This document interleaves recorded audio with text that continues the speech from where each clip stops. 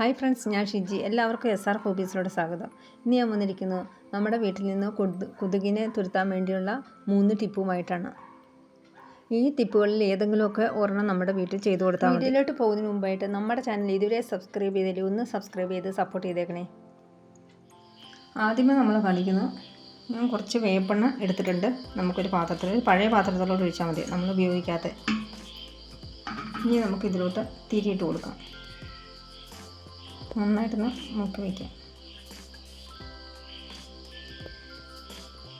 നമുക്ക് സൈഡിലോട്ട് മാറ്റി വയ്ക്കാം. ഞാൻ കർപ്പൂരം കൈകൊണ്ട് ഇങ്ങനെ അതൊക്കെ ഒന്ന് പൊട്ടിച്ചെടുത്തിട്ടുണ്ട്. 2 എടുത്തേക്കണേ. അത് നമുക്ക് ഈ വേപ്പിണ്ണയിലോട്ട് ഒഴിച്ചു കൊടുക്കാം. ഞാൻ കുറച്ച് ആര്യവേപ്പില ഉണങ്ങിയത് എടുത്തിട്ടുണ്ട്. അല്ലെങ്കിൽ പച്ച ആര്യവേപ്പിലായാലും മതി. എൻ്റെ കൈവശം ഇപ്പോൾ ഉണങ്ങിയതേ ഉള്ളൂ. ഇത് നമുക്ക് എണ്ണയിലോട്ട് നന്നായിട്ടൊന്ന് മുക്കി വയ്ക്കാം. എണ്ണയല്ല, വേപ്പെണ്ണയിലോട്ട്.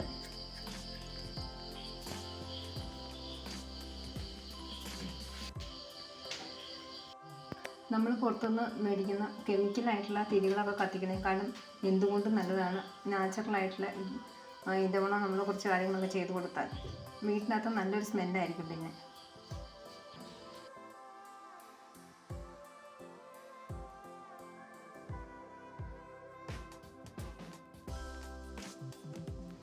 ഇനി അടുത്തതായിട്ട് രണ്ടാമത്തെ ടിപ്പിന് വേണ്ടി ഞാൻ കുറച്ച് ചിരട്ട കത്തിച്ചെടുത്തിട്ടുണ്ട്. ഇനി ഇതിൻ്റെ നമ്മുടെ കനൽ നമുക്ക് എടുക്കാം.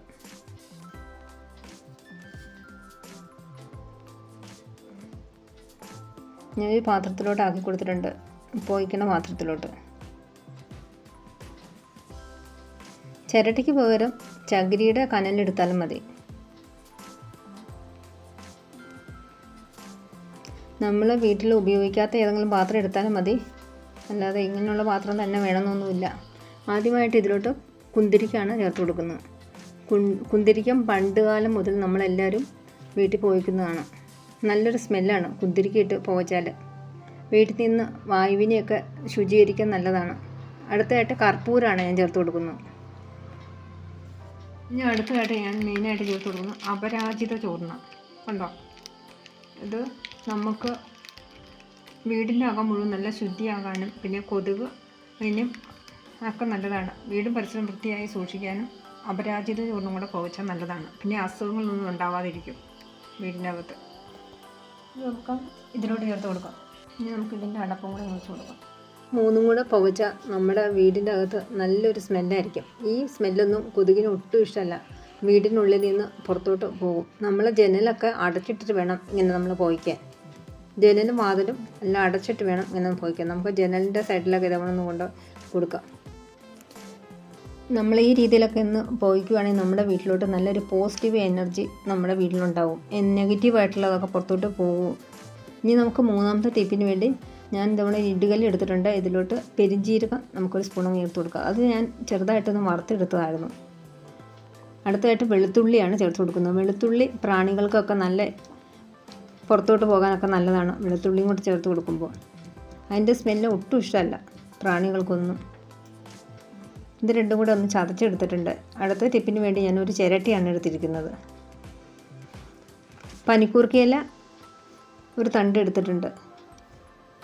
പനിക്കൂർക്കയിലയുടെ സ്മെല്ലൊക്കെ നല്ലൊരു സ്മെല്ല് തന്നെയാണ്. എനിക്കത് ഇഷ്ടമാണ്. അതുകൊണ്ട് ഞാൻ ഇങ്ങനെ ചെയ്ത് കൊടുക്കാറുണ്ട് നമ്മുടെ വീട്ടിൽ. അതും ഇതിൻ്റെ മണവും കൊതുകിന് ഇഷ്ടമല്ല. നമുക്കൊന്നത് നന്നായിട്ടൊന്ന് പിഴിഞ്ഞെടുക്കാം. അതിൻ്റെ നീര് നന്നായിട്ടൊന്ന് ഞെരടി പിഴിഞ്ഞെടുത്താൽ മതി. ഞാൻ ചതച്ചെടുത്തുകൊണ്ടിരുന്ന വെളുത്തുള്ളിയും പെരുംജീരകവും കൂടെ ഇതിലോട്ടൊന്ന് ചേർത്ത് കൊടുക്കാം.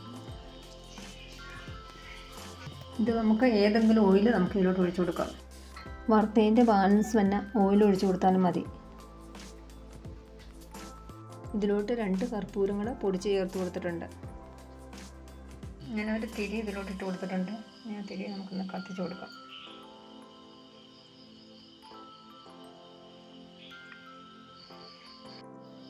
ഇങ്ങനെ കത്തിച്ച് കൊടുക്കുവാണെങ്കിൽ വീടിനുള്ളിൽ നല്ല സ്മെല്ലായിരിക്കും. പിന്നെ കൊതുകൊക്കെ പുറത്തോട്ട് പറന്ന് പോയിക്കോളൂ ഇതിൻ്റെ സ്മെല്ലൊക്കെ വന്ന് കഴിയുമ്പോൾ. വീടിൻ്റെ അകത്ത് പിന്നെ നെഗറ്റീവ് എനർജിയൊക്കെ നമ്മുടെ വീട്ടിൽ നിന്ന് പോയി പോസിറ്റീവായിട്ടുള്ള നല്ലൊരു വായുവൊക്കെ നമുക്ക് കിട്ടുന്നതാണ്. സന്ധ്യാസമയത്താണ് കൊതുകുകൾ കൂടുതലുള്ളത്. അന്നേരമാണ് നമ്മളിതൊക്കെ വൈകുന്നേര സമയങ്ങളാണ് ഇങ്ങനെയൊക്കെ ചെയ്തു കൊടുക്കേണ്ടത്.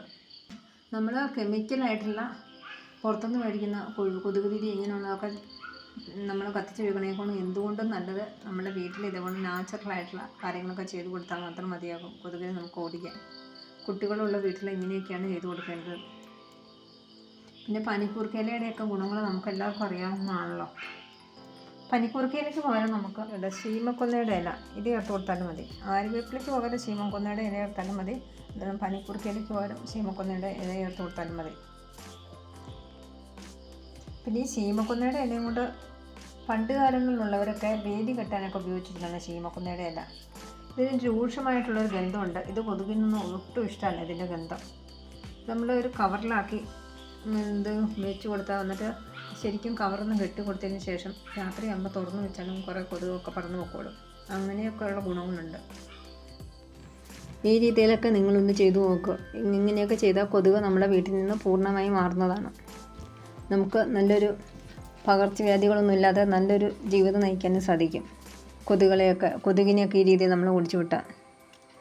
ഇന്നത്തെ വീഡിയോ എൻ്റെ ഇത്രേ ഉള്ളൂ. വീഡിയോ നിങ്ങൾക്ക് ഇഷ്ടപ്പെട്ടെന്ന് ഞാൻ വിചാരിക്കുന്നു. ഇഷ്ടപ്പെട്ടാൽ നമ്മുടെ ചാനലൊന്ന് സബ്സ്ക്രൈബ് ചെയ്യാൻ മറക്കരുത്. അതുകൂടാതെ ലൈക്ക് ചെയ്യാനും ഷെയർ ചെയ്യാനും കമൻറ്റ് ചെയ്യാനും മറക്കരുത്. അടുത്തൊരു വീഡിയോ ആയിട്ട് നമുക്ക് വീണ്ടും കാണാം. Thanks for watching.